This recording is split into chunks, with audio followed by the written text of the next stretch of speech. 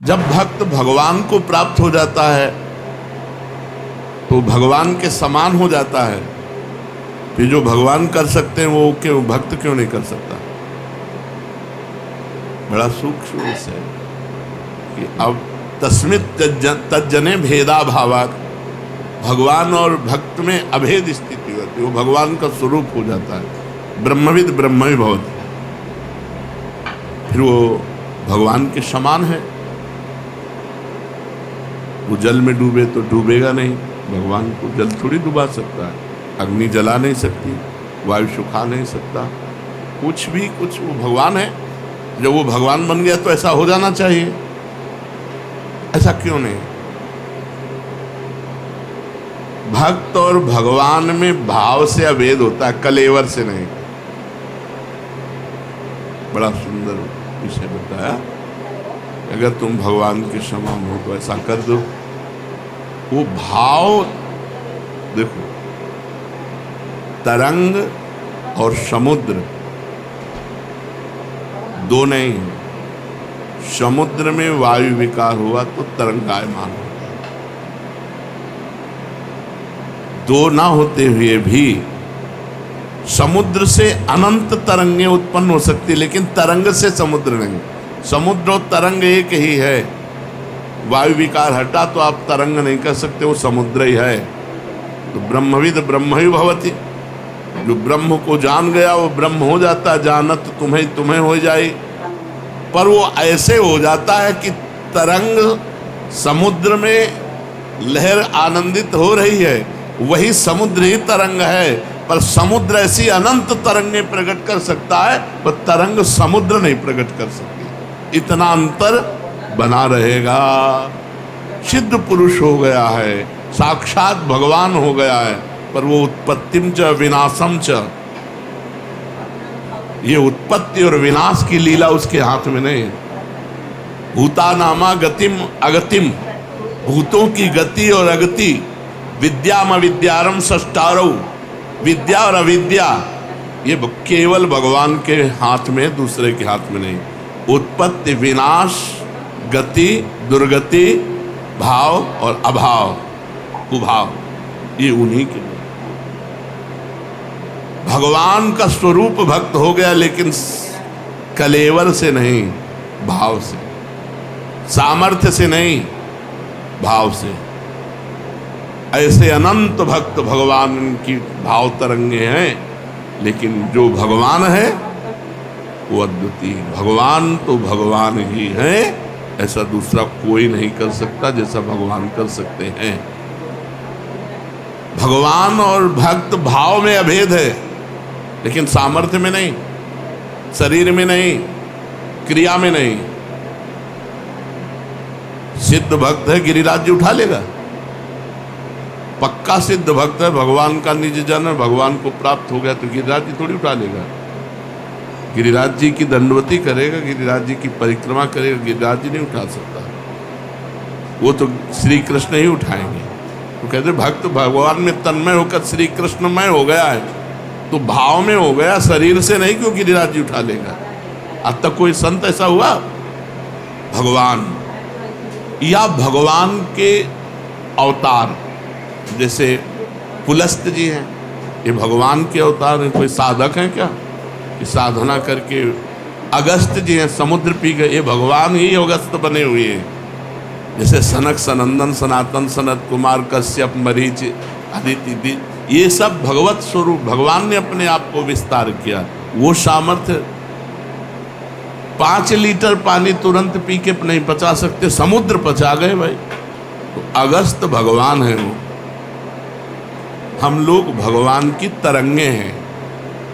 माया विकार नष्ट होने पर भगवत स्वरूप ही है, पर सामर्थ्य नहीं है ऐसी। भगवान की जैसी सामर्थ्य वैसी सामर्थ्य, इसीलिए चराचर जगत के ऋषि मुनि महात्मा सब सर झुकाए भगवत स्वरूप होकर भी भगवान की जय बोलते हैं। भक्त और भगवान में अभेद होता है, पर भक्त का कलेवर और भगवान के कलेवर में अंतर होता है। भगवान की चिदानंदमयी देह और भक्त की पांच भौतिक देह। भक्त की भाषा और भगवान की भाषा में अंतर होगा।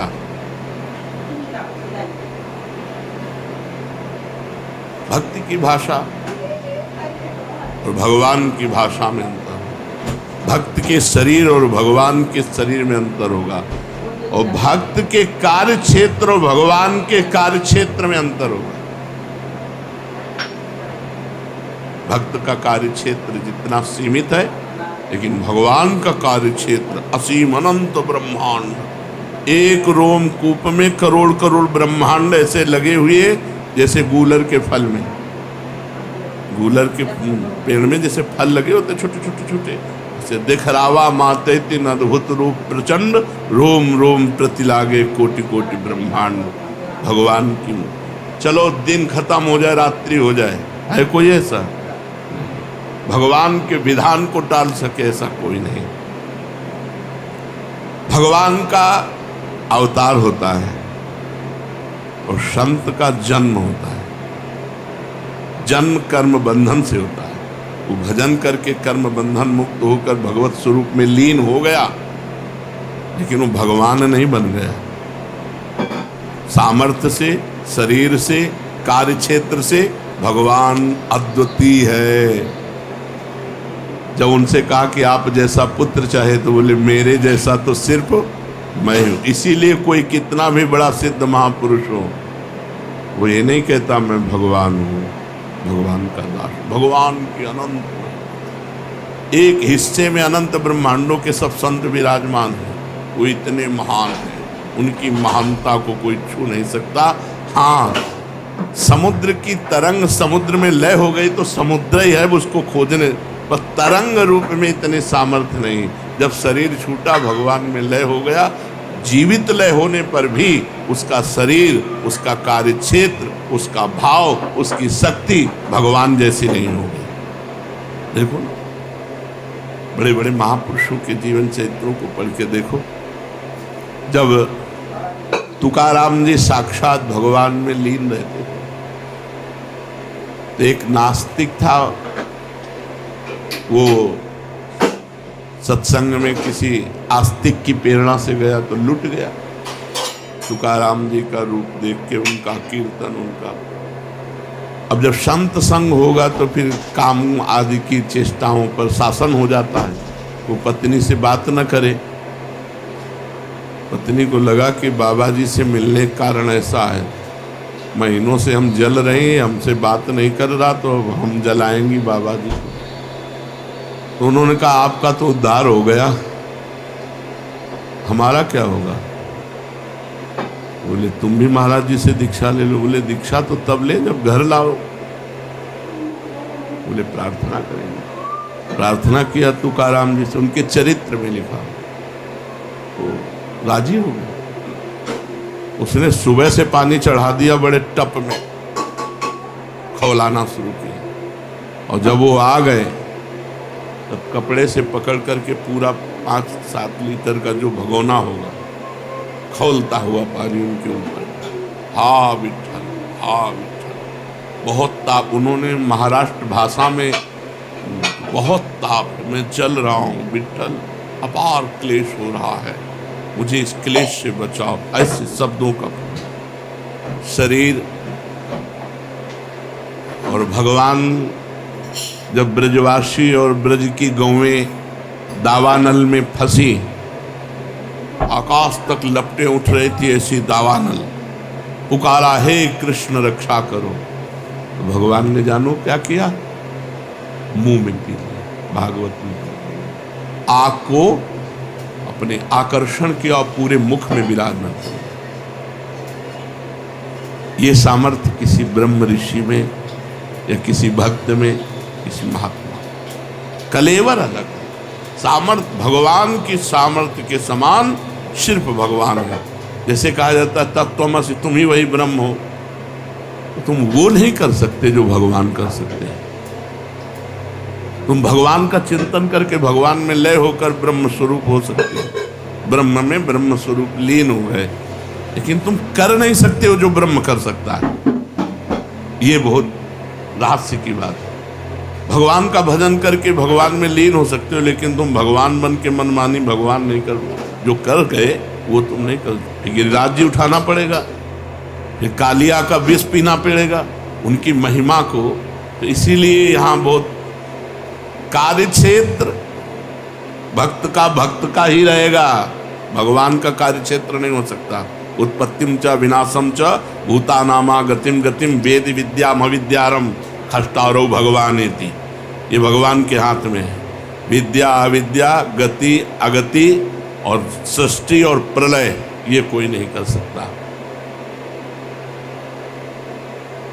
तो हम किसी व्यक्ति को भगवान मानकर पूजते हैं तो क्या उचित है?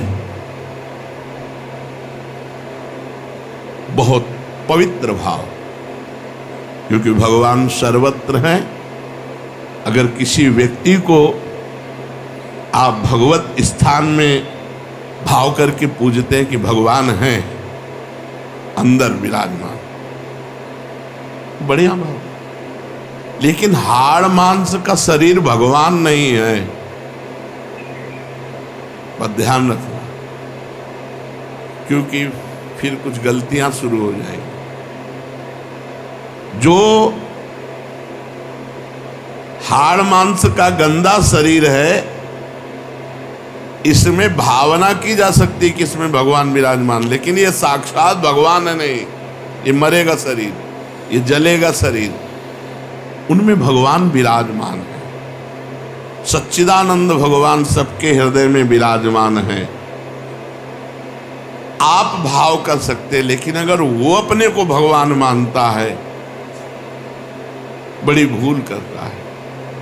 भगवान जो शक्तिमान है उनकी बराबरी कोई कर ही नहीं सकता। वो दंभी होगा, वो पाखंडी होगा जो अपने को भगवान कह के पुजवाए रहा है।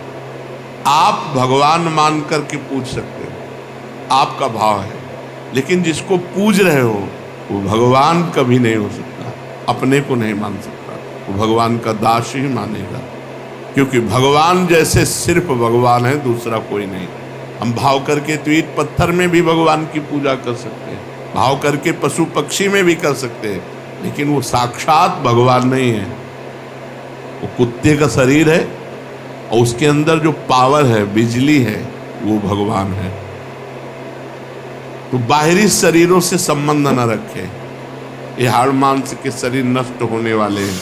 जो बाहरी शरीरों से संबंध रखता है वो पाखंडी है, वो दम नहीं है। तत्व भगवान है, और भगवान जैसे सिर्फ भगवान है, दूसरा कोई भगवान जैसा हो ही नहीं सकता।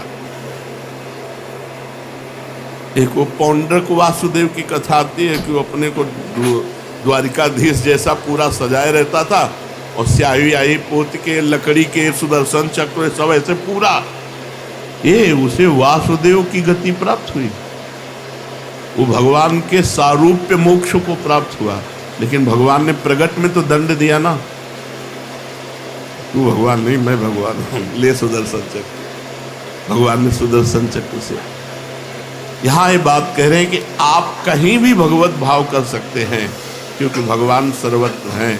लेकिन कोई अपने को भगवान मान करके पूजाए कि मैं भगवान हूं, मैं तो सिर्फ भगवान भगवान है, दूसरा कोई भगवान नहीं हो सकता। इतनी सामर्थ्य किसी में नहीं है जो भगवान में है।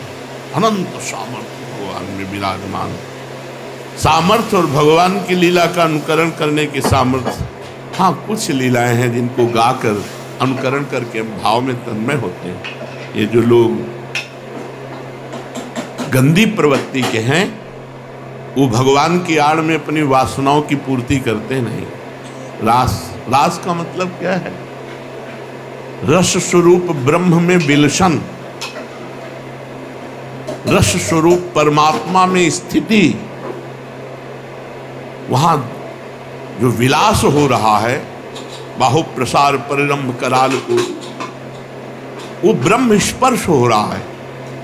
यहाँ काम स्पर्श होता है, ब्रह्म स्पर्श हो रहा है। परीक्षित जी को एक महान त्यागी महात्मा सुना रहे हैं, श्री सुखदेव जी, और ये कह रहे हैं कि जैसे छोटा सा बालक अपने प्रतिबिंब के साथ खेलता है, ऐसे आत्मस्वरूप भगवान जो गोपियों की आत्मा, उनके पतियों की आत्मा है, वो अपने आप से अपने आप में खेल रहे हैं। अपने आप से अपने आप में कहाँ खेल? जितनी गोपी उतने श्री कृष्ण। और जो श्री कृष्ण का स्वरूप है वो केवल श्री कृष्ण का ही है। जो दिव्य विग्रह वो किसी का नहीं है। सब प्रद्युम्न साम्बादि भगवान से ही प्रकट हुए थे, लेकिन सब कटे और यही शरीर छोड़ा।